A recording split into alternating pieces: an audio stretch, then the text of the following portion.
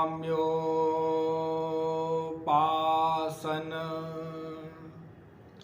यार्थयन्त्य यनुदिनं किंचित् फलं स्वेप्सितम्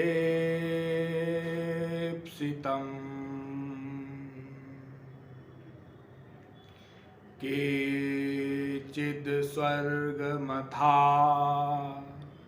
पवर्गमपरे योगादि यज्ञादिभिः अस्माकं यदुनन्दनाङ्घ्रियुगलध्याना वधानार्थिनम्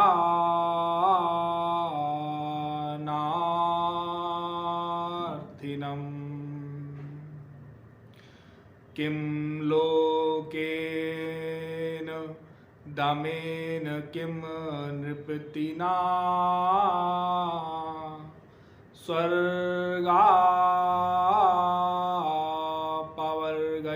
स्वर्गापवर्गैश्च किम् वसुदेवसुतं देवं कंसचाणूरमर्दनं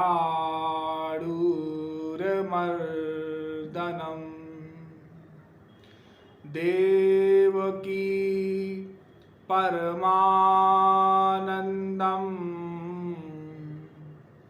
कृष्णं वन्दे जगद्गुरुं।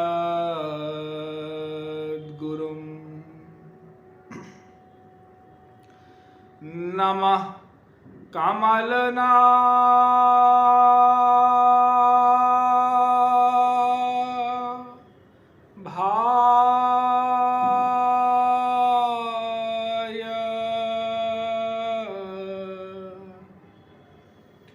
नमः कमलमालिने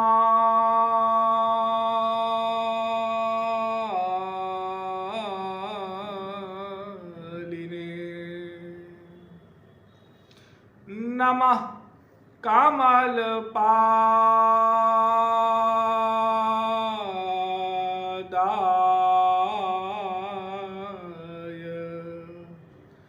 नमस्ते कमलेक्षण यो ब्रह्माणं विदधाति पूर्वं यो वै वेदांश्च प्रहिणोति तस्मै ताहं देवमात्मबुद्धि प्रकाशं मुमुक्षुर्वै शरणमहं प्रपद्ये। वृंदारक वृंदवंद्य आनंद कंद सच्चिदानंद परब्रह्म श्री कृष्ण चंद्र चरण पिपासु जीवात्मा, मैं आज जो आप लोगों को एक कथा के माध्यम से बताने जा रहा हूं, उसका सार या भूमिका पहले समझ लो। देखो, बहुत दिन से प्रश्न आ रहे थे, तो उस प्रश्नों के उत्तर के लिए मैंने यही उचित समझा। संत, गुरु, महापुरुष, इनका सदैव आदर करना चाहिए, सम्मान करना चाहिए। इनके प्रति दुर्व्यवहार तो बहुत दूर की बात है।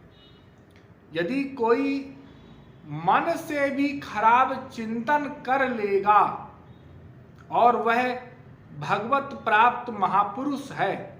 देखो, संत, महात्मा, महापुरुष तो आप लोग जानते ही हैं, लेकिन ये संत महात्मा शब्दों का प्रयोग भी भगवत प्राप्त जनों के लिए ही किया जाता है। लेकिन अब तो लोग बाग वेशभूषा से संत महात्मा कहने लग गए। कोई यदि पीला वस्त्र धारण कर ले, सफ़ेद पहन ले, चंदन तिलक लगा ले, दाढ़ी बाल बढ़ा ले, तो उसको भी आम पब्लिक संत कह देती है।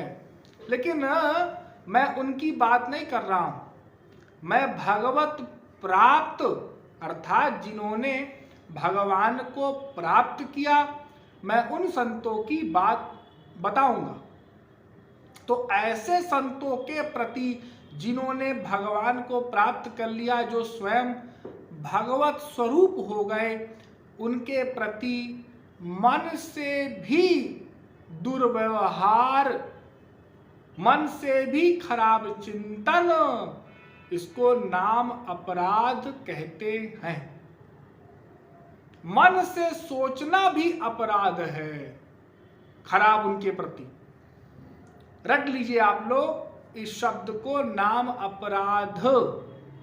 और ये नाम अपराध ऐसा होता है कि जिस संत के प्रति कोई करता है, गुरु के प्रति जो अपराध हमारा होता है, उसको वो संत, वो महापुरुष ही क्षमा कर सकते हैं। इसके लिए कोई प्रायश्चित किसी शास्त्र में नहीं लिखा। और शास्त्र कहते हैं, देखो कि विष्णु स्थाने कृतम पापम गुरु स्थाने प्रमुच्यति, और गुरु स्थाने कृतम पापम वज्रलेपो भविष्यति। अर्थात यदि भगवान के निमित्त कोई पाप हो जाए, कोई ऐसा अपराध हो जाए भगवान के प्रति, तो महापुरुषों को, गुरु को ऐसी पावर है, शक्ति है कि वे क्षमा कर सकते हैं। लेकिन यदि गुरु के प्रति अपराध बन जाएगा, संत के प्रति अपराध बन जाएगा, तो वह अक्षम्य होता है, उसको भगवान भी क्षमा नहीं दे सकते, नहीं कर पाएंगे। उसको गुरु ही फिर क्षमा करे, वो महापुरुष ही क्षमा करे, तो वो क्षमा हो सकता है, उसी संत से माफी मांगनी पड़ेगी। ये सिद्धांत है, लॉ है, कानून है, मैंने आपको बता दी। देखो हमारे यहाँ चैतन्य महाप्रभु हुए, गौरांग महाप्रभु, और उनके काल में हरि नाम प्रचार उन्होंने बहुत किया, करवाया अपने प्रचारकों से।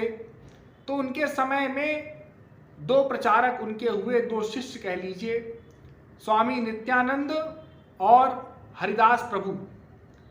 तो हरिदास जी और नित्यानंद जी को महाप्रभु जी ने आदेश दिया कि जाओ तुम लोग और घर घर में भगवान नाम का प्रचार करो। महाप्रभु जी तो आप लोगों को, बहुतों को मालूम है कि श्रीवास जी के आंगन में, नदिया में कीर्तन करवाया करते थे, और रात्रि भर कीर्तन होता था, जो कि सुबह प्रातःकाल जब भोर का समय हो तब कीर्तन समाप्त हो, और फिर सब गंगा स्नान के निमित्त जाए, क्योंकि वहीं पास में गंगा जी थी। तो गंगा जी के किनारे कीर्तन हुआ करता था, रात्रि भर कीर्तन होता था।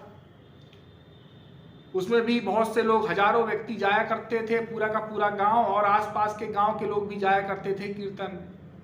तो महाप्रभु जी ने कहा ये काफ़ी नहीं है, क्योंकि दूर दूर के लोगों को अभी इसके विषय में पता नहीं, और भगवान नाम का प्रचार करने के लिए ही तो भगवान स्वयं महाप्रभु जी के रूप में अवतरित हुए, चैतन्य महाप्रभु के रूप में, भगवान का ही अवतार थे वो। तो उन्होंने नित्यानंद जी और हरिदास जी को ये आदेश दिया, उनके प्रधान शिष्य थे, कि और भी प्रचारकों को उन्होंने भेजा, शिष्यों को प्रचार करने के लिए, कि ये दो प्रधान थे प्रचार में, कि जाओ तुम जा करके और जन जन में हरि नाम का प्रचार करो।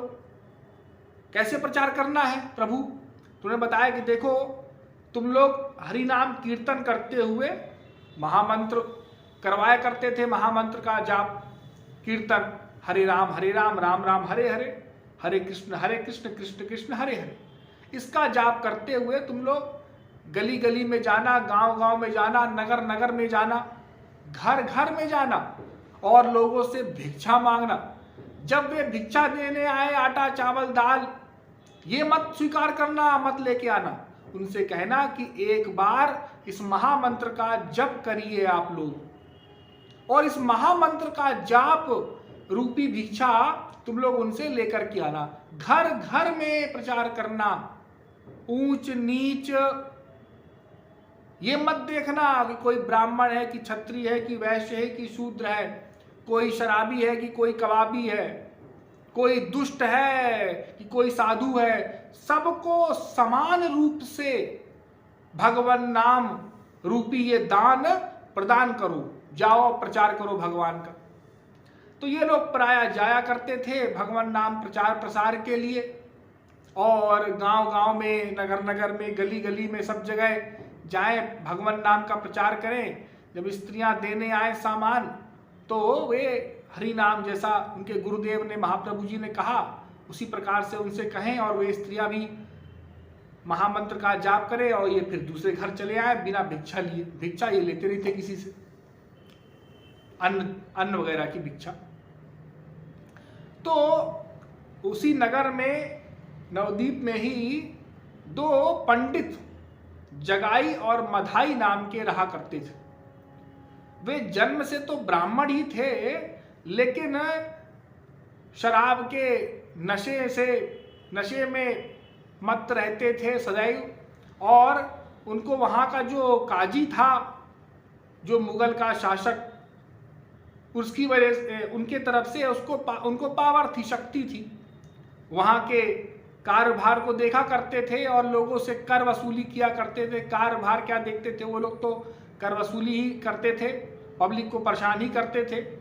और ज़्यादातर तो हिंदू धर्म वालों को और भगवान नाम के प्रचार प्रसार को रोकना ही उनका मेन उद्देश्य था। मैंने बताया था हरिदास जी की कथा में। तो वे ब्राह्मण थे, लेकिन चूंकि अब उनका पैसा खा रहे हैं और वो भी कुसंग में पड़ चुके थे, तो कुसंग से उनकी बुद्धि खराब हो चुकी थी। साधुओं को देखते थे तो इनसे चिढ़ा करते थे, और भगवान नाम से तो उनको बहुत ही अधिक चिढ़ थी। तो नित्यानंद जी, हरिदास जी भी प्रचार किया करते थे। एक दिन ये बाजार में प्रचार कर रहे थे हरि नाम, तो इन्होंने देखा जगाई और मधाई को, ये बड़े अच्छे से सज धज के वहाँ पर लोगों से कर वसूली कर रहे थे, दुर्व्यवहार कर रहे थे। तो इन्होंने पूछा एक दुकानदार से कि भाई ये दोनों कौन हैं? ये तो बड़े भले मानुष दिखाई पड़ते हैं रंग वेशभूषा से, लेकिन कर्म इनके बड़े क्रूर हैं। तो उस दुकानदार ने समझाया, अरे आप लोग इनसे दूर ही रहें। क्यों? उनके विषय में बताया, ऐसी ऐसी बात है, ये तो पूरे दुष्ट प्रवृत्ति के लोग हैं। पता नहीं कब आपको ही पकड़ के बंधवा लें और राजा के पास ले जाएं, दंड दे दें, या स्वयं ये दंड दे दें। इनके पास कुछ राजा के सैनिक वगैरह भी थे, फौज भी थी इनके पास पर्सनल। तो आप लोग इनसे दूर ही रहें, इनके पास न जाएं। ये भगवान नाम प्रचार वालों से, साधु संतों से तो विशेष रूप से ईर्ष्या करते हैं। तो नित्यानंद जी ने हरिदास जी से कहा कि देखो तुमने सुना? हाँ हाँ मैंने सुना। तो फिर हमको तो इनके पास अवश्य चलना चाहिए। हरिदास जी ने कहा कि अरे आप क्या बात करते हैं? अरे आपने पूरी बात नहीं सुनी क्या?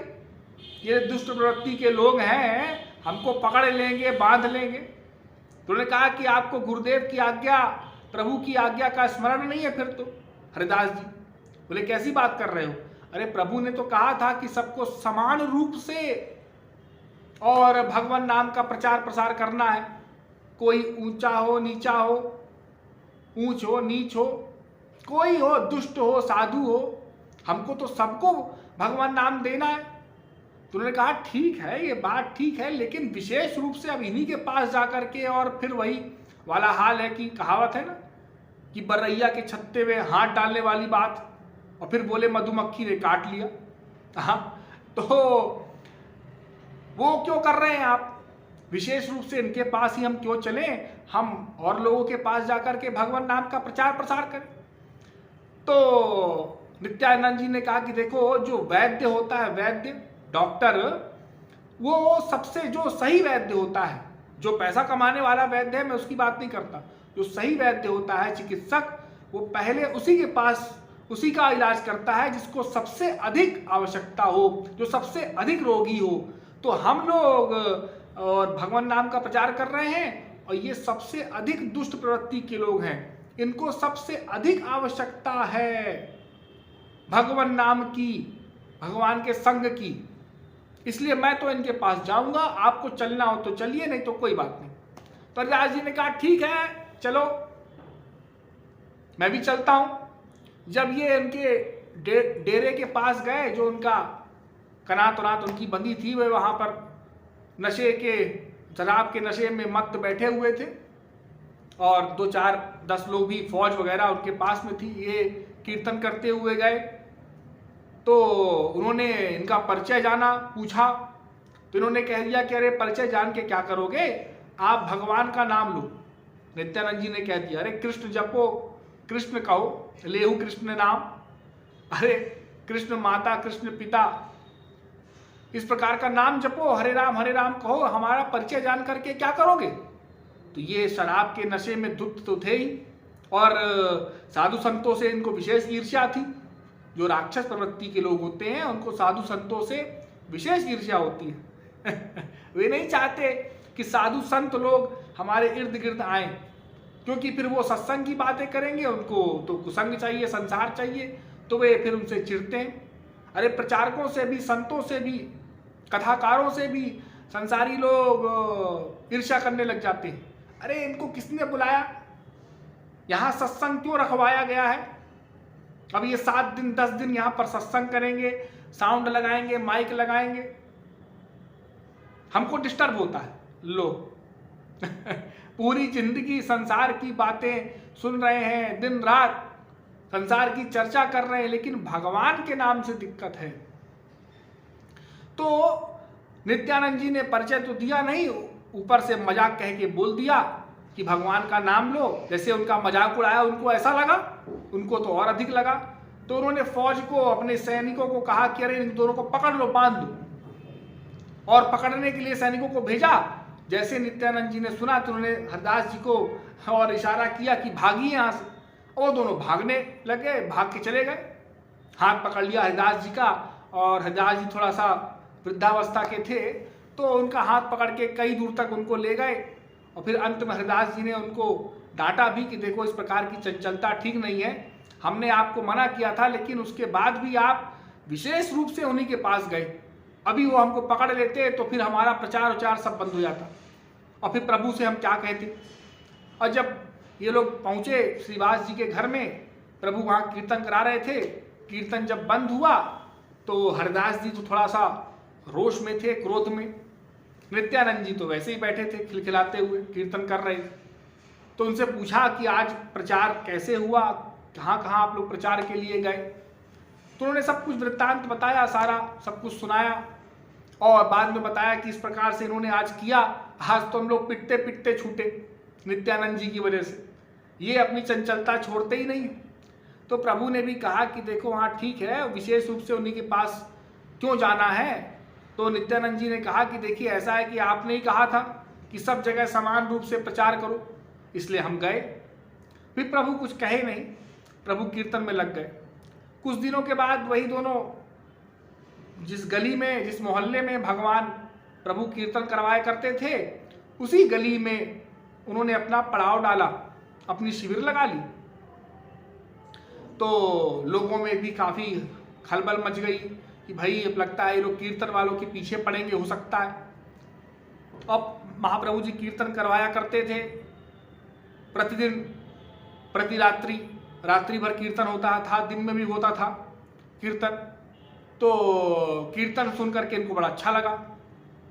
स्वाभाविक है, भगवान नाम किसको अच्छा नहीं लगेगा, क्योंकि आत्मा तो सबकी शुद्ध ही है, मन में दोष भरा हुआ।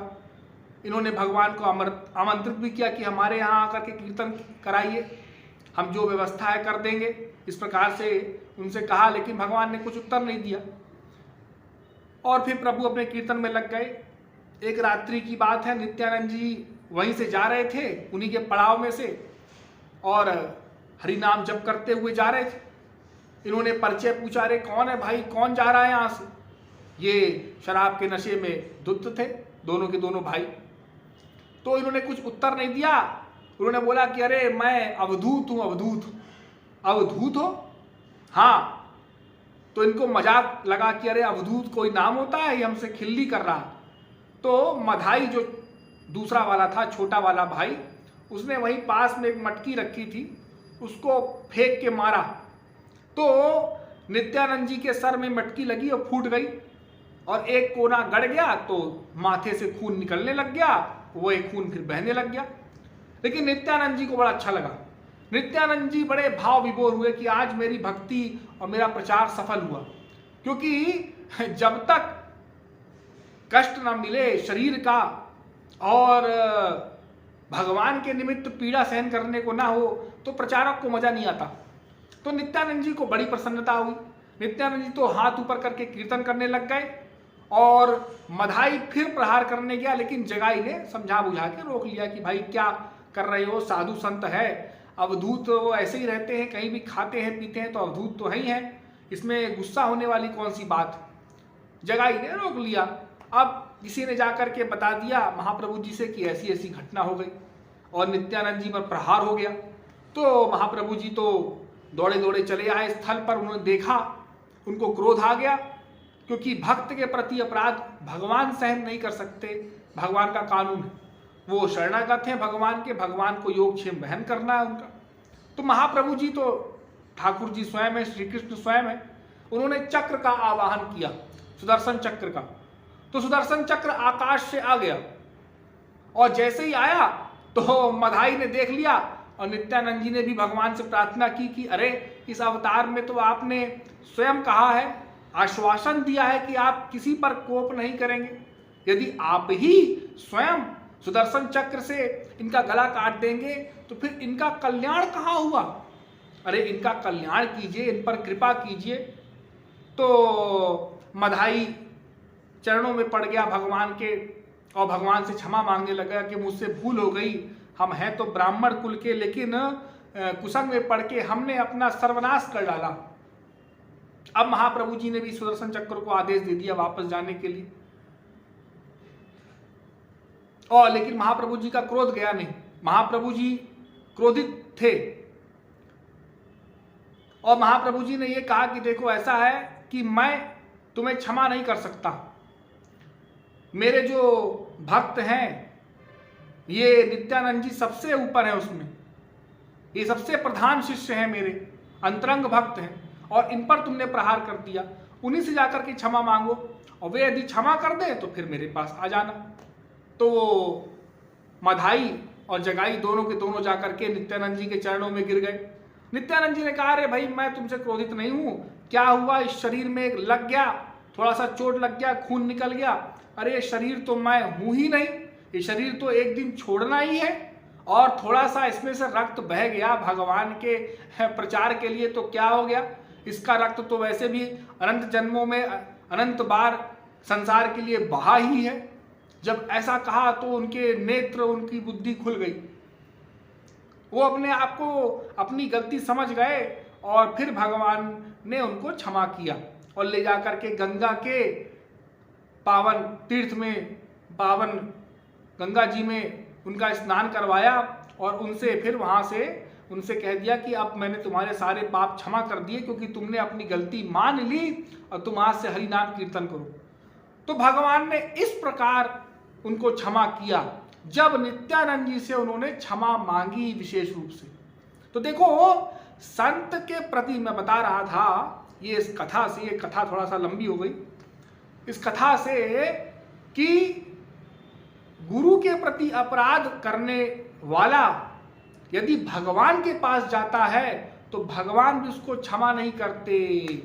यही एक कारण है जो हमारी साधना को नहीं बढ़ने देता, हमारी साधना जो ठीक ठीक नहीं हो रही, नहीं चल रही, वह इसी कारण से है।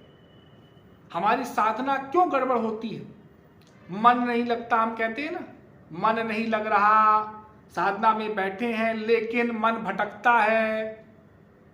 वो इसी कारण भटकता है कि हम दूसरों में दोष बुद्धि लाते हैं उस साधक के प्रति, उस भक्त के प्रति दोष बुद्धि करते हैं। अरे सब भक्त है, भगवान की भक्ति कर रहे हैं, दूसरों में दोष बुद्धि क्यों करते हो? अरे कहीं अच्छाई है तो अच्छाई लेकर के और उससे सीखो, बुराई क्यों देखते हो? बुराई को छोड़ दो यदि है भी तो, अच्छा अच्छा देखो ना। लेकिन हमारी आदत खराब है, वही हम भक्ति जब करते हैं, साधना करते हैं, वही ले जाते हैं। अरे पहले कितनी कितनी लड़ाइयाँ हुई। हाँ, विश्वामित्र जी सन्यासी वे पड़े पीछे वशिष्ठ जी के, अरे फरसा लेकर के खड़े हो गए पीछे, मैं इसको मारूंगा। हाँ, जब सुना कि ये तो अपनी पत्नी से हमारी तारीफ कर रहा है तो फिर चरणों में पड़ गए। तो इस प्रकार के बहुत सारे आख्यान हो चुके हैं। तो आज भी यदि हम किसी संत के पास जाते हैं, गुरु के पास जाते हैं, महापुरुष का सत्संग श्रवण करते हैं, सत्संग कर रहे हैं, तो उनके प्रति दोष ना करें, दोष बुद्धि ना करें, बुद्धि में उनके प्रति खराब चिंतन ना करें, वरना क्या होगा? जो हमारी साधना है वो भी गई और जो भगवत कृपा है वो भी गई। अब क्या पता वो संत हैं कि नहीं है, महापुरुष है कि नहीं है, ये हम तो जानते नहीं। यदि हम जानते हैं, हम अंतर्यामी हैं, तो अपने आप को भगवान डिक्लेयर कर दो, अलग बात। भगवान के अलावा तो कोई अंतर्यामी नहीं हुआ करता ना, महापुरुष और भगवान के अलावा। महापुरुष भी भगवान ही है। यदि हम महापुरुष नहीं है और भगवान नहीं है तो अंतर्यामी तो है नहीं। हाँ, तो फिर अपने अनुसार सोचेंगे, अपनी बुद्धि लगाएंगे, अपनी खोपड़ी लगाएंगे, वो ऐसा है, वो ऐसी है। और यदि वो महापुरुष हुआ कोई, उसके प्रति खराब चिंतन हो गया तो अपराध हो गया, सब साधना चौपट हो गई। इसीलिए किसी के प्रति खराब चिंतन मत रखो, मत करो। और महापुरुषों संतों के प्रति तो विशेष रूप से। यदि हमको उनका सत्संग समझ में नहीं आ रहा, उनकी कोई बात समझ में नहीं आ रही, तो वहाँ से किनारे हो जाओ, दूसरे महापुरुष के पास चले जाओ, संत के पास चले जाओ। लेकिन दोष मत करो, दोष बुद्धि मत करो कि वो ऐसे है, वो ऐसे है, वो ऐसे करते हैं, वो ऐसे करते हैं। ये सब हमको नहीं करना चाहिए, क्योंकि इसके लिए कोई शास्त्रों में ऐसी बात नहीं लिखी है कि इसका प्रायश्चित हो जाएगा। इसका कोई प्रायश्चित नहीं है। उसी महापुरुष के प्रति जिसके प्रति अपराध हुआ है, उसी से क्षमा मांगना होगा। और यदि वो क्षमा कर देंगे तब भगवान क्षमा करते हैं। इसलिए नाम अपराध से हमको सबको, साधकों को बचना चाहिए सदैव। और भगवान नाम कीर्तन सदैव करते रहो, हरि नाम स्मरण सदैव करते रहो, भगवान नाम जप करते रहो। उसमें कमी ना आने पाए तो अन्य बातों के लिए समय बचेगा ही नहीं। तो आज के सत्संग के में इतना ही। शेष फिर बोलिए वृंदावन बिहारी लाल की।